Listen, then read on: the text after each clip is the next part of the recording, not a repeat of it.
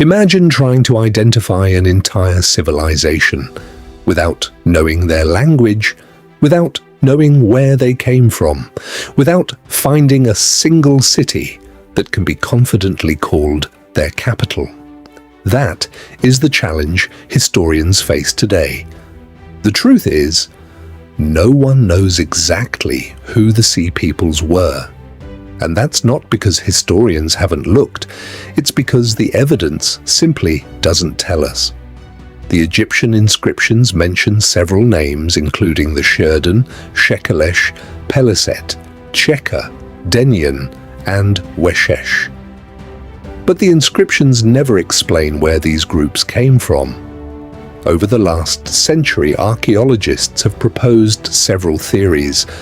One idea suggests that some groups may have originated in the Aegean world, where the Mycenaean kingdoms were collapsing. Another points toward Western Anatolia, in present-day Turkey. Others argue that the Sea Peoples were never one nation at all, but a loose alliance of different communities forced to migrate by famine, political instability, or conflict. Each theory is supported by some evidence, but none explains everything. For example, archaeologists have found similarities between certain styles of pottery used by the Peliset and pottery from the Aegean region. This has led many researchers to believe that at least some of these migrants may have come from across the sea. But similar pottery alone cannot prove where an entire people originated. Trade, migration, and cultural exchange can spread ideas without moving entire civilizations. Another clue comes from climate research. Evidence from lake sediments, pollen records, and other environmental studies suggests that parts of the eastern Mediterranean experienced prolonged drought around the end of the Bronze Age. A series of poor harvests could have triggered famine. Famine can lead to migration. Migration can lead to conflict. Conflict can destabilize already weakened kingdoms. Instead of one dramatic invasion, some historians now believe the collapse was more like a chain reaction. One crisis triggered another, and another, until an interconnected world finally broke apart. If that theory is correct, the Sea Peoples may not have been the cause of the Bronze Age collapse. They may have been one consequence of it, a powerful reminder. That history is often more complicated than legends make it seem.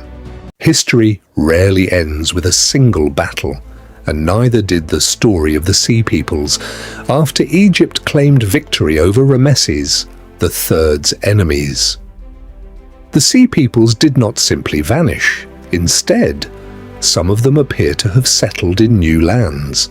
One group mentioned in the Egyptian inscriptions is known as the Peliset. Many historians believe this group later became associated with the people known in the Bible as the Philistines. Archaeology provides some support for this idea.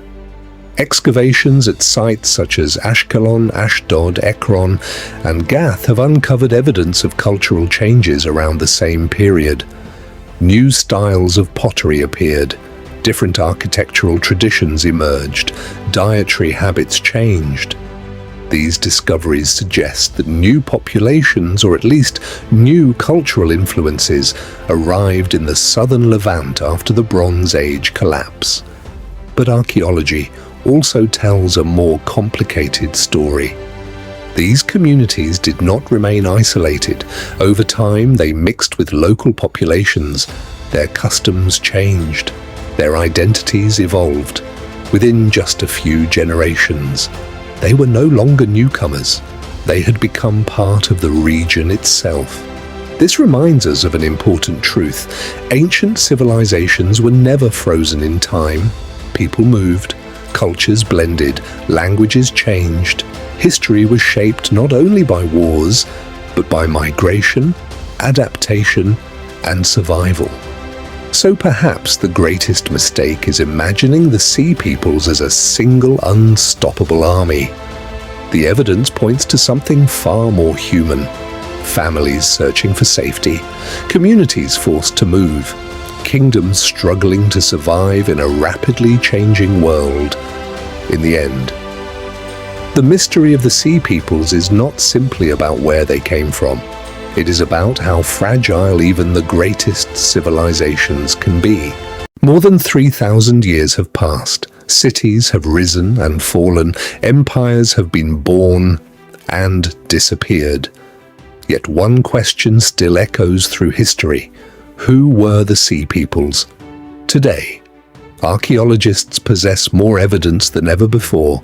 Ancient inscriptions, ruined cities, weapons, pottery, climate records, and even DNA research are helping us rebuild the story of a world that nearly vanished.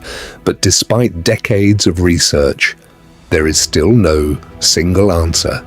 Perhaps the Sea Peoples were not one nation, but many different peoples forced together by disaster. Perhaps they were survivors, searching for new homes in a world collapsing around them. Or perhaps history has preserved only a small piece of a much larger story, a story we may never know in full. That uncertainty is not a weakness. It is what makes history so fascinating. Every new archaeological discovery has the potential to change what we believe about the ancient world. And somewhere beneath the sands of Egypt, or beneath the waters of the Mediterranean, the next clue may still be waiting. Until then, the Sea Peoples remain one of history's greatest mysteries, not because we know nothing, but because every answer uncovers new questions. History is not a finished book, it is a puzzle, and we are still finding the missing pieces. Thank you for watching. If you enjoy exploring history through evidence, archaeology, and careful investigation, subscribe to Hidden History, because the greatest secrets of the past are still waiting to be discovered.